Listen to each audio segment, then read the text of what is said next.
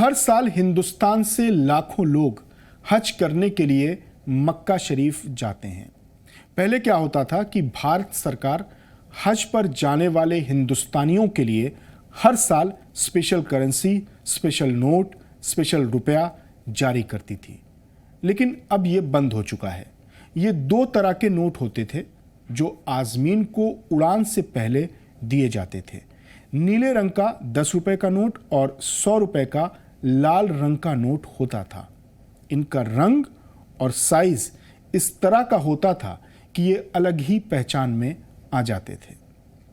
मक्का जाने वाले लोग इन्हें आसानी से रियाल में बदलकर इनका इस्तेमाल कर लेते थे। इसे पहली बार 1959 में जारी किया गया था हज नोट। यह हज नोट 70 की आधी दहाई तक हज मुसाफिरों की सहूलत के लिए जारी रहे। इसके बाद इसे बंद कर दिया गया। ये नोट दिल्ली और मुंबई से हज पर जाने वाले मुसाफिरों को हज कमेटी के जिम्मेदारान और अफसरान देते थे। इन नोटों की खास बात यह होती थी कि इनमें हिंदी और अंग्रेजी में हज लिखा होता था। इन नोटों की नंबर सीरीज के आगे HA लिखा होता था।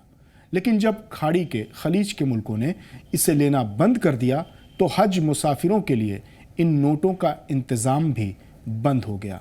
जिस वक्त भारत सरकार ने ये ख़ास नोट जारी किए, उस ज़माने में इंडियन करेंसी और सऊदी अरब की करेंसी की कीमत बराबर थी, लिहाजा भारत का रुपया आराम से सऊदी अरब में चल जाता था।